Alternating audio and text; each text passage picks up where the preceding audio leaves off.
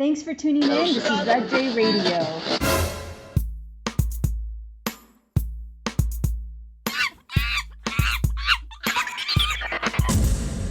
Welcome back to Season 2 of RebJRadio. For Season 2, Episode 2, back with the person that says too much. And a person that just says things. I felt the need to express to you all the format of our conversations is purely to share our experience and to hopefully inspire conversation, deeper conversation for you and your surroundings. We are not expecting that you listen to our opinion and take that on as your own. We really want you to expand upon it for yourself, because this is not about what we know and taking that as all that there is. It is about connecting with you in your world and applying it as you see fit. And inspiring you to think a little bit deeper on the subjects that we're touching upon and form your own opinion and your own thoughts. Just have your own opinion, okay? And then talk to people about it. Right, because that's how we figure things out.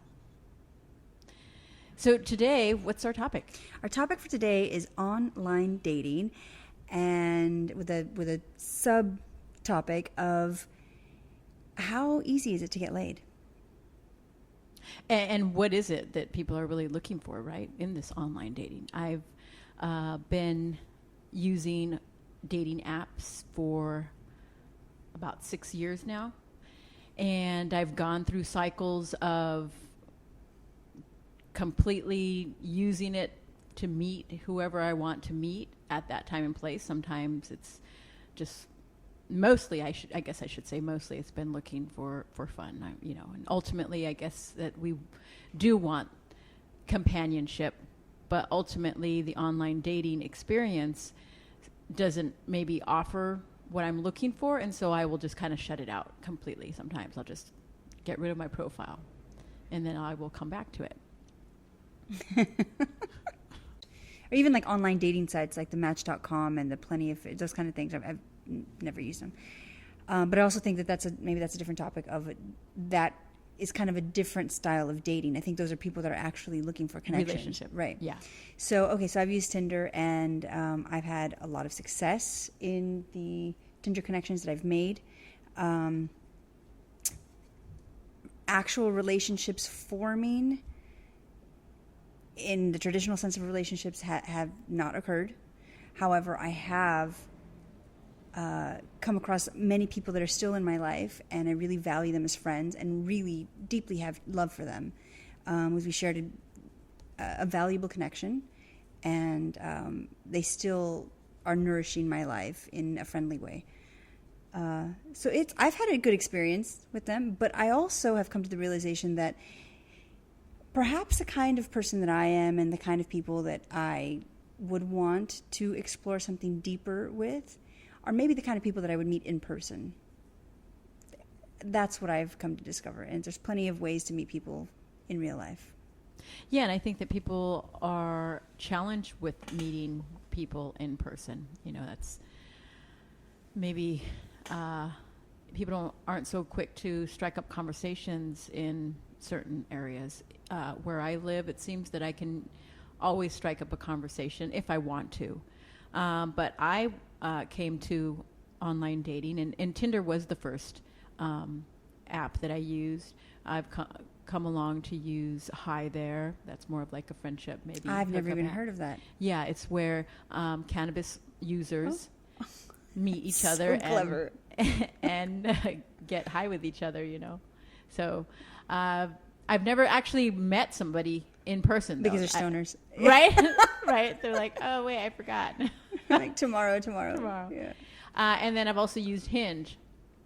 And I think I used one other. I think is it called Hive or something, B something? I don't know. Anyways. Bumble? Yes. Thank you. So with all of those, I started using it because I was just coming out of a marriage, and I just really didn't know where to meet guys. And that's my preference. But also because meeting friends is not an issue for me. It was really about how do I interact with men in the world. I don't even know how to do that because I had been with one for 16 years. So I had great fun. And it was also in the earlier stages of the app. Right. So the caliber of individual seemed to be really high. It was really fun people. It seems like every individual that I met, we had a great time. And like you, some of them are still friends, and we've continued our relationship to build in some other way. But I have not met anybody that I am in a relationship with. Right. So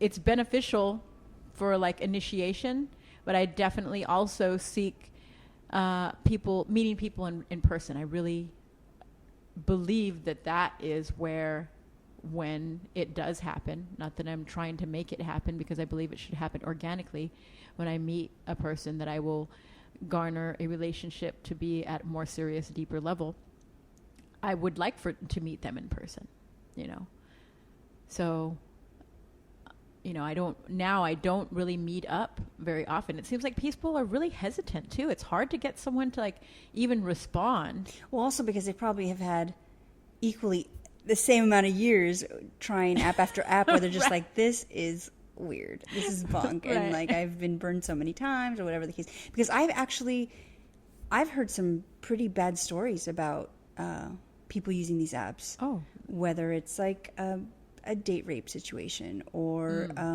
they're not who they say they are, or they stand them up, and it kind of leaves a bad taste in their mouth, obviously. And so they don't want to. The people that I've encountered that have had these bad situations, they don't want to use that route anymore, and they just have deemed all of them crazy. They're all weird. They're all yuck.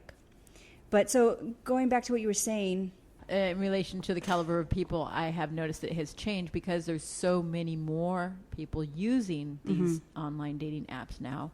It has watered down the pool. And so, I like banter, as if we have some good back and forth conversation, could actually get into a conversation. And I'm like, okay, you're someone who I would like to meet. But it's very challenging. Most people are like, what are you doing? How are you? And that's kind of the extent. Because they're expecting you to carry the conversation as if you're the entertainment. That's what I've come to notice. And sometimes I'm in the mood for that. Sometimes I'm in the mood to drive that. And other times I'm like, come on, buddy, step up. I don't have time for you right now.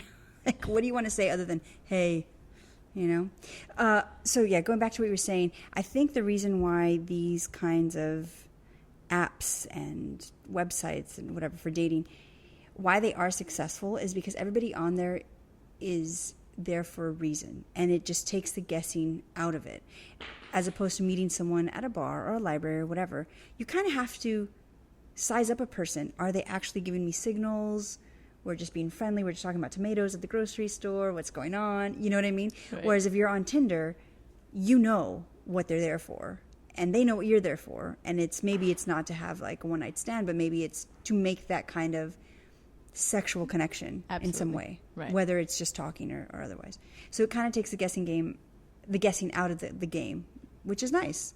Yes. But also sometimes a little boring because then it's an expectation and you know what you're going to get. It's right there. And you brought up a good point when you said entertainment. For so many, the swiping is kind of like a fidget spinner. It's fun. It's a game. And it's entertainment. It's something that, and there's something satisfying about knowing that this is a real person, even though I know that I think guys more than girls probably get this, guys more than girls, or that identify with guys and girls, or as a guy or a girl, actually know that it's a real person. And I know that sometimes guys do experience where it's not, probably more that it maybe might not be a real person. It's right. Someone fishing or something fishing for something else. Right. In fact, there was one experience that a friend of mine had where apparently they had matched, and then at a neighbor's house, went to the neighbor's house, and there that girl was with another friend. And so after we, had our visit and left, he said, I matched with her, And I said, oh, why didn't you say like anything? And he just was like, oh, I don't know. And I'm like, well, now you should say, now you should strike up a conversation because it's your opportunity now. Because they were obviously not together. They were just friends too, the other two. So he reached out and made that, try to make that connection. And she came back with, and she was obviously quite a bit younger, but she came back with, oh, I was actually looking for an older man, sugar daddy, and that's why I matched with you. Oh, God. And so I Ouch. see that you're, that it's probably not a good match because it's, I think she probably said it maybe a little bit nice in the way, like I would maybe be your friend, but I'm not looking for anything else, than that with someone like you. That is ouch. Yeah, because what does that mean? Like, am I too old or not old enough? Or do I not have enough money? Or like, what's the game? Well, and then I guess it's going to take us off onto this a little bit, is that she was obviously quite a bit younger, maybe 15 years younger. That's quite a bit to me. So was he thinking that someone that young is going to fulfill anything more than, the one thing, which is fine, even though he professes that he wants more than that. Well, but, there's, I'm like, you obviously were looking for something else that particular moment that you were swiping. Right. And because you didn't have the bags of money, she was like, no, we're not actually going to be doing that. Well, good for her, I guess, because, right. I'd have been a waste of time. I, on the other hand, have had some really fun experiences, and it's pushed me to interact with men on another level that I never had before because, like I said previously, where I've been with one individual for so many years, you kind of, not that I didn't have male friends, but in a different capacity. Exactly. Yeah. Like being open with my sensuality and my sexuality and the flirting and, all of those things. It's like I needed practice and it helped me do that. Right. And it helps you to hone in on how you actually want to present yourself. Because if you are looking at one night you might go out and you know that that's the night that you're just going to get laid, that's what it is, you can make that happen. And if one night you go out and you're like, this is what I'm looking for, is just having a good time over a glass of wine, chit-chat, go home, never see you again, you could also make that happen. So it really gives you the opportunity to explore and play with your own sensuality and who you are. And not at the expense of others, because they're also having a good time. Absolutely. So, right. It's mutual. It's mutual. Mm-hmm. So this leads into the subtopic of how easy is it to get laid? Yes. And so when we're asking that, are we asking without the apps or just in regular real life? I think that it's both. Like for me, it was really easy to get laid through the app. Right. Like, it really easy. Pretty much anybody I connected with, I know You that there. I could say, hey, like, come on, let's meet up right now, and boom, it's happening. Right. So, but is it like that for everybody? I mean, that was my experience. That was your experience. That was too. absolutely my experience. I'm not sure that I ever felt that I was denied. Maybe one person that I was actually trying to make it into a relationship. The one person, but that was, it was a different story. So it's a great arena for surface. And then, when you meet in person, then you'll see if there's potential for anything else, which, like you said, it kind of takes out all the question of like, are we attracted to each other? You're definitely attracted to each other. So there you go. And here you are. That. And let's just either do this or let's flirt all night and have it be fun where you're, having that kind of butterfly feeling when you go home. That's fun too, There's a place for all of that. Yeah, it feels good. So with the apps, I haven't used any of the other apps, and I know because I borrowed a friend's Tinder a couple years back, it has changed. Now they have all these like super swipers, whatever it is. Oh yeah. And I was kind of like super likies. Right, super likes. likes, Yeah. And I had been swiping for him, and we were kind of like, going through it, and I was telling him like what kind of person I would love to see him with, just as a fun thing to do while we were drinking beer. just the way that it's set up now is so, again, because you said all the people that were kind of on it before, maybe they got off of it, maybe they met their match and have moved on to getting married or whatever their life is now. But it just seems like there's not quality people, and more I'm getting stories from my friends saying, oh, I hardly meet anybody anymore, or the people that I meet just didn't go anywhere and it used to be fun. So I think it's kind of an overall experience that a lot of people are having. So back to what I was saying, using any other kind of app I don't have experience with, but on Tinder I know for sure, at least back in the first days, it was easy to get laid. Yeah. And so, okay, let's talk about how easy is it to get laid without the app on a random day that you go out, and that's you're on the prowl, that's what you're looking for. How easy is that? It really depends on the person. I believe that on the daily, if I see someone and approach them, or if they say something to me, I know that I could garner that into pretty much whatever I want. But so many times I'm like, do I want that from them? Right. And they say something and you're like, no. Never mind. I gotta go. We just worked out the whole, relationship or friendship in my head, and it's over already. Yeah, I think for me, my experience of not using the app and just being out there in real life, it's gone either way.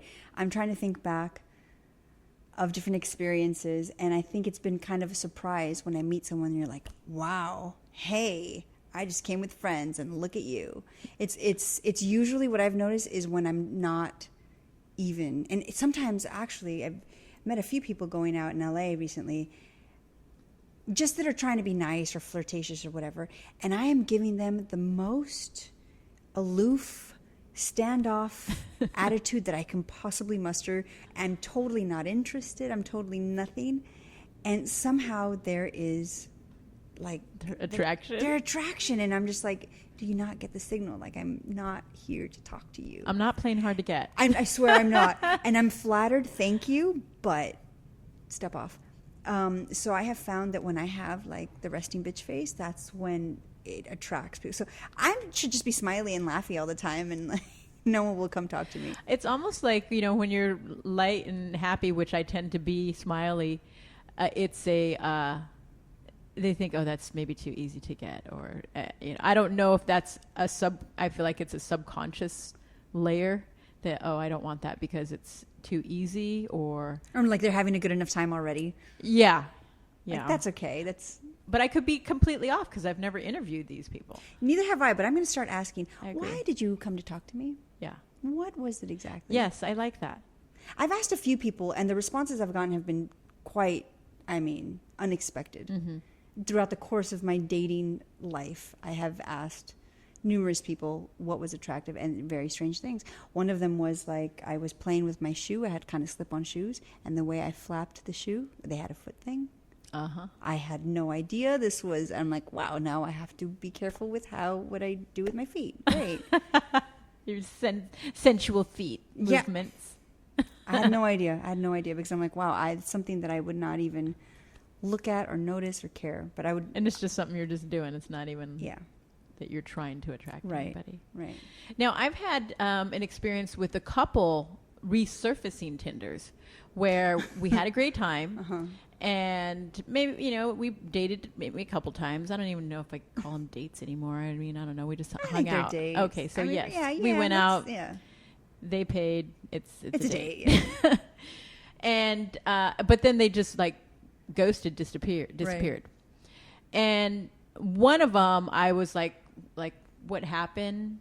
And I had reached out a couple of times but didn't get any response. So I was like, okay. And then I figure, oh, well, maybe they got in a relationship. That's the thing that I always think, And so these two particular individuals that have resurfaced, not after like a month or two, but actually like a couple years. I had one resurface after 3 years. And that's so bizarre. I know. Resurface in real life or resurface on the Tinder? In real life. Oh, okay. Like they reached out. Oh. Saying, hey, how you doing? That's a long time. Wow. And the way that I label mine is I have their first name, their age, and then, the app, so I know that's their last name. Everybody's, Robbie 35 Tinder. Right. Right. So you're Robbie 35. So now you're like Robbie 38. Right. And so I decided to meet up with one of them because our whole interaction was of integrity in the way that, like, he was always communicative. Right. And he had actually went off to school. So that was part of the reason. But I figured after he went to, the university and came back, whatnot, that he'd have his whatever, his life. But apparently I struck him in a way that he was like, hey. And so when we met, so I agreed to meet up. And so when we met up, he was really different. Oh. He was really different, and I was not attracted to him at all. Oh, I mean, what had changed? He had kind of let himself go a little bit, first of all. Okay. And not saying that, if someone, I know that we can change our bodies, anytime, but that often tells me that if someone lets themselves go, they're not in the happiest place. And I'm in a really happy place, so I'm not like looking to bring. You're going to be a caretaker. Yes, thank you. But I figured that, I could be a friend, but I just wanted to make sure that he knew that I'm not looking to like hook up, with you right now. Or I don't know when. And so then, he said, all right, after like, all right, well, great to see you again. And, yes, let's hang out. He said it so sincerely, like, yeah, let's hang out. And I was like, oh, I didn't know that our interaction was like that awesome right now.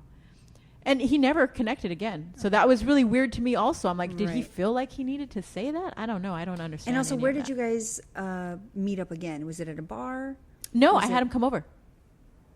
I had him come over to my place. Because he called you. Yes. Okay, got it. Okay. Yeah, and we had, it was probably a couple days of us talking a little bit, and then we found some time. And so, he was like, hey, I'm in your area. And I was like, oh, well, you might as well come over. Swing on by. Yeah. Mm-hmm. And so, it was a nice interaction, but it was like, okay, like this is done. And maybe that's part of it. Maybe they're checking to see, is this still a thing? Right. And then the other one, I just really didn't even answer because the way that it had ended, I was like, no, if I answer you and I start doing this whole thing again, it's going to be the same thing and giving you that opportunity to just ghost in a way that is not kosher. Right. And then that's just your way. And like, no, I'm not that kind of a, I know. Like, I got it the first time. Okay, let's move on. Yeah. Right. I don't need to do it again. Yeah. Exactly. Yeah. So it seems that, there's, I guess, maybe been two that are close friends now. And that's nice. Yeah. That's a good thing. But other than that, everything's just been really surface.